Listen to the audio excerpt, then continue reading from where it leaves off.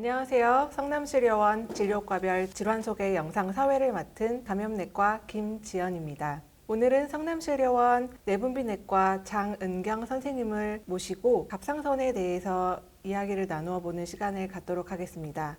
안녕하세요. 저는 성남시의료원 내분비내과 장은경입니다. 반갑습니다.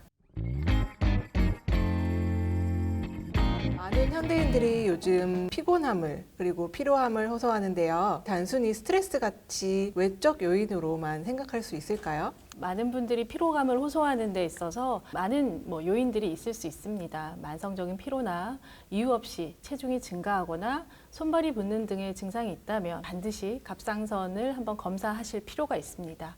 갑상선은 우리 몸 중에 목 앞쪽, 아래쪽에 위치한 부위로 갑상선 호르몬을 만들어내는 내분비 기관입니다. 갑상선 호르몬은 우리 몸의 에너지 대사 및 뇌 발육, 태아 발생 과정에 관여하는 중요한 호르몬인데요. 호르몬이 과다하거나 부족한 경우 모두 문제가 될 수 있습니다. 갑상선은 정말 작지만 우리 몸에서 중요한 기능을 담당하고 있는데요. 갑상선에 이상이 생기면 환자분들이 느끼는 증상에는 어떤 것들이 있을까요? 갑상선에서 갑상선 호르몬 분비가 떨어진 상태를 갑상선 기능 저하증이라고 하고, 반대로 비정상적으로 증가한 상태를 갑상선 기능 항진증이라고 합니다. 일반적으로 쉽게 피로하고 기억력이 감퇴되거나 얼굴이나 손발이 붓고 심한 경우 변비가 생기는 증상이 발생할 수 있는데, 흔히 눈치채기 어려운 증상이기도 하고 서서히 진행되기 때문에 자각 증상을 뚜렷하게 느끼지 못하는 경우가 많습니다. 치료도 좀 어려울 것 같은데 치료는 어떻게 진행이 될까요? 치료는 원인 및 중증도에 따라 결정이 되지만, 일반적으로 갑상선 기능 저하증의 치료는 갑상선 호르몬제 보충요법을 통해서 이루어집니다. 반대로 갑상선 기능 항진증의 경우에는 다양한 원인이 있어서 원인에 따라서 치료 방법과 경과가 다양합니다. 대표적인 갑상선 기능 항진증의 원인 질병인 그레이브스병 환자에게는 갑상선 호르몬 기능을 떨어뜨리는 항갑상선제 약물 치료를 하고, 드물게 방사성 요오드 치료 및 수술적 치료도 고려할 수 있습니다.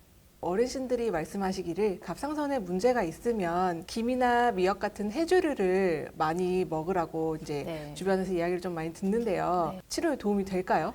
해조류를 많이 먹어야 한다는 이유는 바로 요오드 섭취 때문입니다. 요오드는 갑상선 호르몬 합성의 기본 물질입니다. 실제로 요오드 섭취가 부족한 경우 갑상선 호르몬 생성에도 문제가 생길 수 있습니다. 요오드는 미역이나 김, 다시마와 같은 해조류와 우유, 계란, 소금 등에도 많이 포함되어 있고, 비타민제에도 요오드가 많이 포함되어 있습니다. 다만 우리나라는 세계에서 일본과 더불어 매우 높은 요오드 섭취 국가입니다.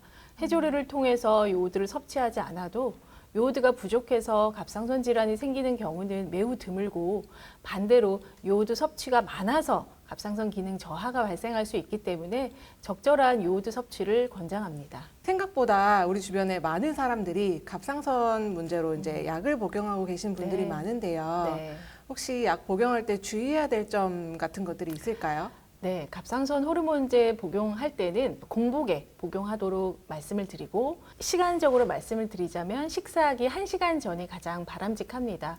환자분의 생활 패턴에 따라 식사 전에 드시기 어려운 경우라면 식사하시고 2시간에서 3시간이 지나서 복용하도록 안내드립니다.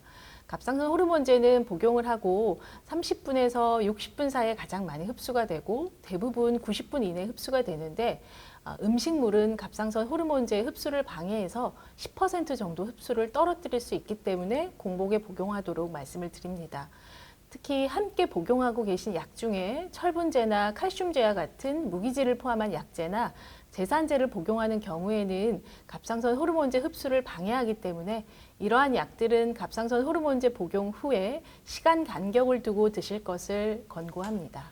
아까 갑상선 항진증, 저하증 이렇게 말씀을 해주셨는데 갑상선에 생기는 다른 병들도 혹시 있을까요?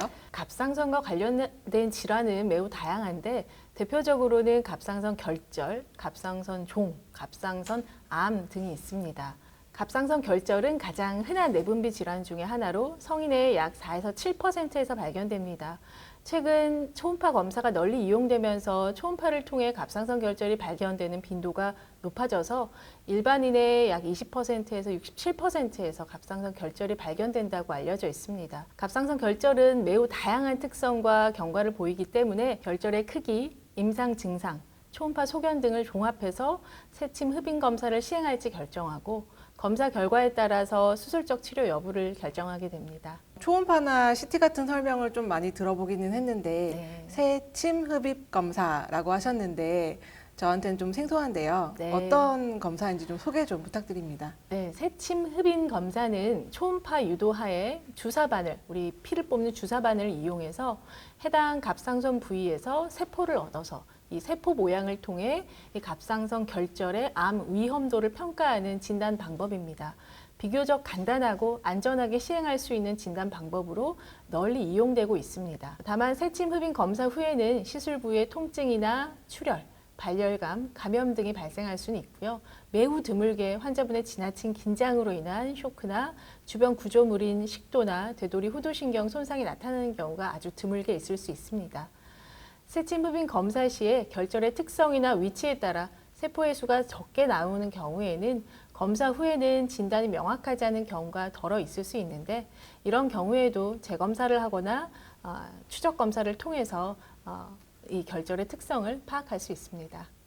갑상선 종이라는 네. 거는 갑상선이 점점 커지는 병인가요? 갑상선 결절, 갑상선에 혹이 생기는 것 말고 갑상선 조직 자체가 비대해지는 것을 갑상선 종, 영어로는 고이터라고 합니다.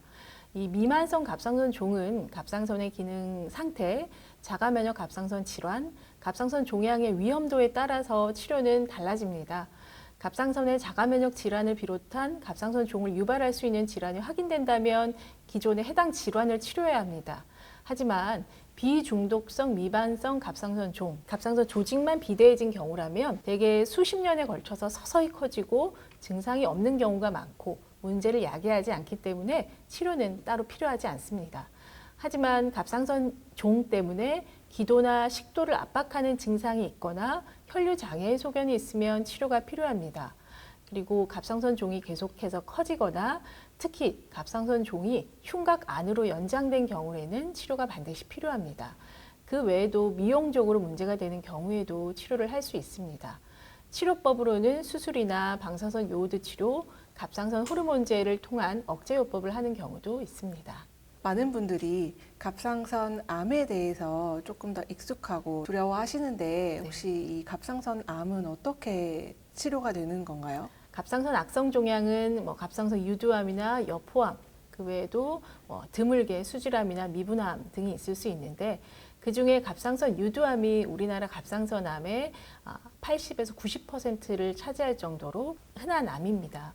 갑상선 유두암에 있어서는 수술적 치료가 가장 중요하고 근본적인 치료인데요. 수술 후에 병기에 따라서 방사선 요오드 치료를 시행하기도 하고 아주 진행된 경우에는 약물 치료를 하는 경우도 있습니다. 오늘은 성남시의료원 내분비내과 장은경 선생님을 모시고 갑상선에 대해서 알아보는 시간을 가졌습니다. 시청하고 계시는 분들한테 마지막으로 해주시고 싶은 말씀 있으실까요? 네. 목에 멍울이 만져지거나 삼킬 때 불편함이 있는 경우, 일상생활을 하는데도 무기력하거나 반대로 너무 긴장되거나 손이 떨리는 증상이 있는 경우에는 성남시 의료원 내분비내과를 방문하셔서 갑상선 검사를 해보시는 것을 추천드립니다. 시청해주셔서 감사합니다.